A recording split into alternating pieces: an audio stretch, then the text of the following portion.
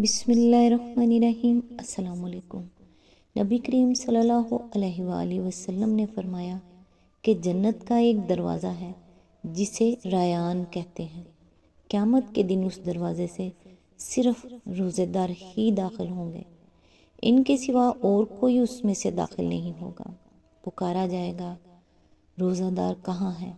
اس دروازے سے داخل ہونے کے حقدار کھڑے ہو جائیں گے، ان کے سوا اس دروازے سے کوئی نہیں جا پائے گا۔ اور جب یہ لوگ اندر چلے جائیں گے تو یہ دروازہ بند کر دیا جائے گا، پھر اس سے کوئی اور اندر نہ جا سکے گا۔ صحیح بخاری۔ ایک دن کے روزے کی فضیلت بتاتی ہوں۔ حضرت عقبہ بن عامر سے روایت ہے کہ حضور صلی اللہ علیہ وآلہ وسلم نے ارشاد فرمایا، جس نے اللہ تعالیٰ کی رضا کی خاطر ایک دن کا روزہ رکھا، اللہ تعالیٰ اسے دوزخ سے 100 سال کی مسافت دور فرمائے گا۔ اللہ تعالیٰ سے دعا ہے، اے غفور الرحیم، تمام مرحومین کی مغفرت فرما، تمام بیماروں کو شفا عطا فرما، تمام بے روزگاروں کو روزگار عطا فرما، رزق میں برکت اور کشادگی عطا فرما، حسد، بغض، کینہ اور بد نظری سے محفوظ رکھنا، آمین ثم آمین۔ آج انشاءاللہ سورہ یاسین کی آیت نمبر 53 سے سٹارٹ کرتے ہیں۔ اس کا ترجمہ اور تفسیر تفہیم القرآن سے بیان کروں گی جو اہل سنت جماعت کے لیے ہے۔ اعوذ باللہ من الشیطان الرجیم، بسم اللہ الرحمن الرحیم۔ ایک ہی زور کی آواز ہوگی اور سب کے سب ہمارے سامنے حاضر کر دیے جائیں گے۔ آیت نمبر 54۔ آج کسی پر ذرہ برابر ظلم نہ کیا جائے گا اور تمہیں ویسا ہی بدلہ دیا جائے گا جیسے عمل تم کرتے رہے تھے۔ اس کی تفسیر ہے، یہ وہ خطاب ہے جو اللہ تعالیٰ کفار و مشرکین اور فساق و مجرمین سے اس وقت فرمائے گا جب وہ اس کے سامنے حاضر کیے جائیں گے۔ آیت نمبر 55۔ آج جنتی لوگ مزے کرنے میں مشغول ہیں۔ اس کی تفسیر ہے، اس کلام کو سمجھنے کے لیے یہ بات ذہن نشین رکھنی چاہیے کہ صالح اہل ایمان میدان حشر میں روک کر نہیں رکھے جائیں گے، بلکہ ابتدا ہی میں ان کو بلا حساب یا ہلکی حساب فہمی کے بعد جنت میں بھیج دیا جائے گا، کیونکہ ان کا ریکارڈ صاف ہوگا۔ انہیں دوران عدالت انتظار کی تکلیف دینے کی ضرورت نہیں ہوگی۔ اس لیے اللہ تعالیٰ میدان حشر میں جواب دہی کرنے والے مجرموں کو بتائے گا کہ دیکھو، جن صالح لوگوں کو تم دنیا میں بے وقوف سمجھ کر ان کا مذاق اڑاتے تھے، وہ اپنی عقل مندی کی بدولت آج جنت کے مزے لوٹ رہے ہیں، اور تم جو اپنے آپ کو بڑا زیرک و فرزانہ سمجھ رہے تھے، یہاں کھڑے اپنے جرائم کی جواب دہی کر رہے ہو۔ آیت نمبر 56۔ وہ اور ان کی بیویاں گھنے سایوں میں ہیں، مسندوں پر تکیے لگائے ہوئے۔ آیت نمبر 57۔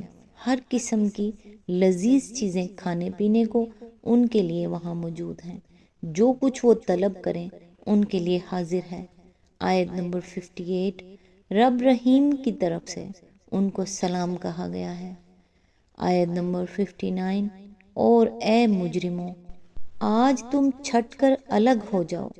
اس کی تفسیر ہے، اس کے دو مفہوم ہو سکتے ہیں۔ ایک یہ کہ مومنین صالحین سے الگ ہو جاؤ، کیونکہ دنیا میں چاہے تم ان کی قوم اور ان کے کنبے اور برادری کے لوگ رہے ہو، مگر یہاں اب تمہارا ان کا کوئی رشتہ باقی نہیں ہے۔ اور دوسرا مفہوم یہ کہ تم آپس میں الگ الگ ہو جاؤ، اب تمہارا کوئی جتھا قائم نہیں رہ سکتا، تمہاری سب پارٹیاں توڑ دی گئیں، تمہارے تمام رشتے اور تعلقات کاٹ دیے گئے، تم میں سے ایک ایک شخص کو اب تنہا اپنی ذاتی حیثیت میں اپنے اعمال کی جواب دہی کرنی ہوگی۔ آیت نمبر 60۔ آدم کے بچوں، کیا میں نے تم کو ہدایت نہ کی تھی کہ شیطان کی بندگی نہ کرو، وہ تمہارا کھلا دشمن ہے۔ آیت نمبر 61۔ اور میری ہی بندگی کرو، یہ سیدھا راستہ ہے۔ اس کی تفسیر ہے، یہاں پھر اللہ تعالیٰ نے عبادت کو اطاعت کے معنی میں استعمال فرمایا ہے۔ ہم اس سے پہلے تفہیم القرآن میں متعدد مقامات پر اس مضمون کی تشریح کر چکے ہیں۔ ملاحظہ ہو جلد اول صفحہ نمبر 34, 398, 577, 578 اور 586، جلد 2 صفحہ نمبر 189، 482، 483، جلد 3 صفحہ نمبر 31، 69 اور 656، جلد 1 سورہ بقرہ حاشیہ نمبر 170، سورہ النساء حاشیہ نمبر 145، سورہ الانعام حاشیہ نمبر 83 to 107، جلد 2 سورہ توبہ حاشیہ نمبر 31، سورہ ابراہیم حاشیہ نمبر 32، جلد 3 الکہف حاشیہ نمبر 50، سورہ مریم حاشیہ نمبر 27، سورہ القصص حاشیہ نمبر 86، جلد 4 سورہ سبا حاشیہ نمبر 63۔ اس سلسلے میں وہ نفیس بحث بھی قابل ملاحظہ ہے جو اس آیت میں تشریح کرتے ہوئے امام رازی نے اپنی تفسیر کبیر میں فرمائی ہے۔ وہ لکھتے ہیں لا تعبدوا الشیطان کے معنی ہے لا تطیعوا، اس کی اطاعت نہ کرو۔ اس کی دلیل یہ ہے کہ اس کو محض سجدہ کرنا ہی ممنوع نہیں ہے بلکہ اس کی اطاعت کرنا اور اس کے حکم کی تابعداری کرنا بھی ممنوع ہے، لہذا طاعت عبادت ہے۔ اس کے بعد امام صاحب یہ سوال اٹھاتے ہیں کہ اگر عبادت بمعنی طاعت ہے تو کیا آیت یا ایھا الذین اطیعوا اللہ و اطیعوا الرسول و اولی الامر منکم میں کیا ہم کو رسول اور امرا کی عبادت کا حکم دیا گیا ہے؟ پھر اس سوال کا جواب وہ یہ دیتے ہیں کہ ان کی اطاعت جب کہ اللہ کے حکم سے ہو تو وہ اللہ ہی کی عبادت اور اسی کی اطاعت ہوگی۔ کیا دیکھتے نہیں ہو کہ ملائکہ نے اللہ کے حکم سے آدم کو سجدہ کیا اور یہ اللہ کے سوا کسی کی عبادت نہ تھی۔ امراء کی اطاعت ان کی عبادت صرف اس صورت میں ہوگی جبکہ ایسے معاملات میں ان کی اطاعت کی جائے جن میں اللہ نے ان کی اطاعت کا اذن نہیں دیا ہے۔ پھر فرماتے ہیں اگر کوئی شخص تمہارے سامنے آئے اور تمہیں کسی چیز کا حکم دے تو دیکھو کہ اس کا یہ حکم اللہ کے حکم کے موافق ہے یا نہیں۔ موافق نہ ہو تو شیطان اس شخص کے ساتھ ہے۔ اگر اس حالت میں تم نے اس کی اطاعت کی تو تم نے اس کی اور اس کے شیطان کی عبادت کی۔ اسی طرح اگر تمہارا نفس تمہیں کسی کام کرنے پر اکسائے تو دیکھو کہ شرع کی روح سے وہ کام کرنے کی اجازت ہے یا نہیں۔ اجازت نہ ہو تو تمہارا نفس خود شیطان ہے یا شیطان اس کے ساتھ ہے۔ اگر تم نے اس کی پیروی کی تو تم اس کی عبادت کے مرتکب ہوئے۔ آگے چل کر وہ پھر فرماتے ہیں مگر شیطان کی عبادت کے مراتب مختلف ہیں۔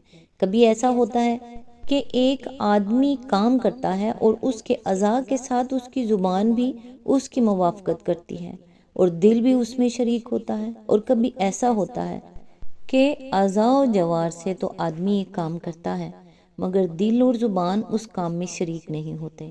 بعض لوگ ایک گناہ کا ارتکاب اس حال میں کرتے ہیں کہ دل ان کا اس پر راضی نہیں ہوتا اور زبان ان کی اللہ سے مغفرت کر رہی ہوتی ہے اور وہ اعتراف کرتے ہیں کہ ہم یہ برا کام کر رہے ہیں۔ یہ محض ظاہری اعضاء سے شیطان کی عبادت ہے۔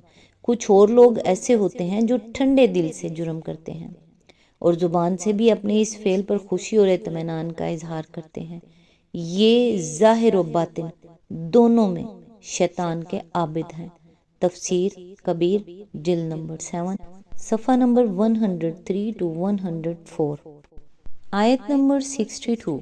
مگر اس کے باوجود اس نے تم میں سے ایک گروہ کثیر کو گمراہ کر دیا، کیا تم عقل نہیں رکھتے تھے؟